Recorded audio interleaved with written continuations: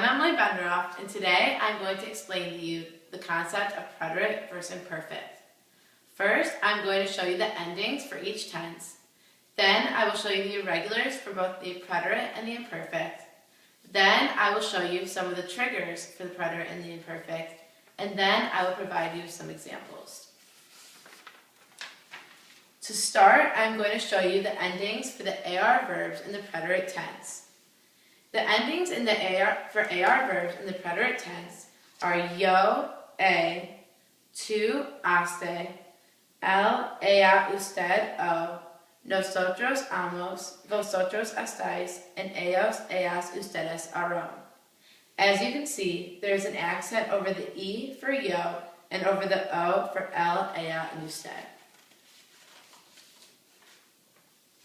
The endings for ER and IR verbs in the preterite tense are yo, tú, iste, él, ella, usted, yo, nosotros imos, vosotros isteis, and ellos, ellas, ustedes, eran.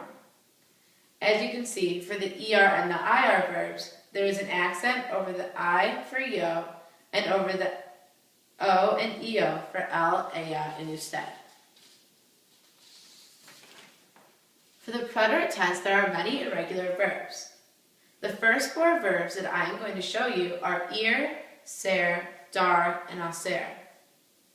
For ir, the irregular is yo fui, tú fuiste, él, ella, usted fue, nosotros fuimos, vosotros fuisteis, and ellos, ellas, ustedes fueron. For ser in the preterite tense, it is the same thing. Fui, fuiste, fue. Fuimos, fuisteis, fueron. For dar in the preterite tense, the irregulars are yo di, tú diste, él, ella, usted, dio, nosotros dimos, vosotros disteis, and ellos, ellas, ustedes dieron. For hacer, the irregular verbs are yo hice, tú hiciste, él, ella, usted hizo, nosotros hicimos, vosotros hicisteis, and ellos, ellas, ustedes hicieron.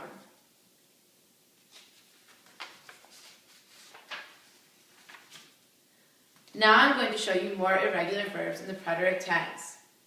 The irregular verb for estar is estuve, for tener is tuve, for poder is pud, for andar is anduve, for caber is coupe, for hacer is is, for venir is vin, for haber is ub, for poner is pus, for saber is soup, and for querer is quis. All of these verbs have the same endings in the preterite tense. These endings include iste, o, imos, istes, eran.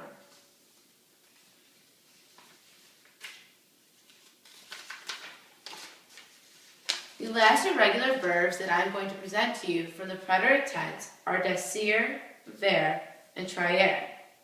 For decir, the irregular verb is yo dije, tú dijiste, él, ella, usted dijo, nosotros dijimos, vosotros dijisteis, and ellos, ellas, ustedes dijeron. For ver, it is yo vi, tú viste, él, ella, usted vio, nosotros vimos, vosotros visteis, and ellos, ellas, ustedes vieron. The last one is traer. Yo traje, tú trajiste, él, ella, usted trajo, nosotros trajimos, vosotros trajisteis, and ellos, ellas, ustedes trajeron. Now I'm going to present to you the imperfect endings. For the imperfect, the ER and IR endings are yo, ella, tú, ellas, él, ella, usted, ella, nosotros íamos, vosotros íais, and ellos, ellas, ustedes ian. As you can see, over the I for each ending is an accent.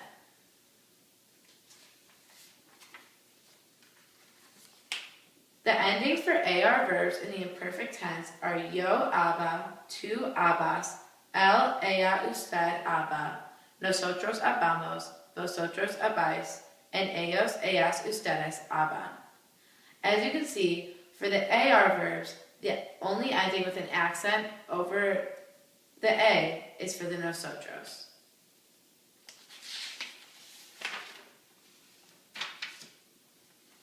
For the imperfect tense, there are 3 irregular verbs, ir, ser, and ver. For ir, the irregular is conjugated to yo iba, tú ibas, él, ella, usted iba, nosotros íbamos, vosotros ibais, and ellos, ellas, ustedes iban. For ir, the accent is over the I in nosotros. For ser, the irregular is yo era, tú eras, él, ella, usted era, nosotros éramos with an accent over the E, vosotros irais, and ellos, ellas, ustedes eran. The last one for the imperfect tense is ver. Yo veía, tú veías, él, ella, usted veía, nosotros veíamos, vosotros veíais, and ellos, ellas, ustedes veían. For all of the endings for ver, there is an accent over the I. Now I'm going to present to you some triggers for both the preterite and the imperfect tense. The preterite tense is to show the definite beginning and end of an action in the past. Therefore, some of the triggers include anoche, which means last night, ayer, which means yesterday, la semana pasada, which means last week, esta mañana, which means this morning, and el año pasado, which means last year. These are triggers for the preterite because they show a definite beginning and end that took place. For the imperfect, there is no clear beginning and end for the action that took place in the past. Therefore, triggers in the imperfect include cada día, which is every day, cada año, which is every year, frecuentemente, which is frequently, muchas veces, which is many times, and todos los días, which is every day. Although these are not the only triggers for the preterite and imperfect, they are a good example of what each tense represents.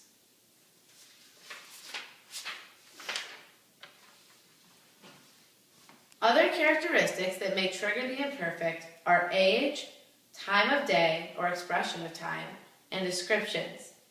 If you see these characteristics in a sentence, you will know to use the imperfect tense. Lastly, I'm going to show you some examples of both preterite and imperfect. First, I'm going to show you the preterite. The first example says, anoche nosotros salimos al cine. In this sentence, anoche and the end of salimos are highlighted.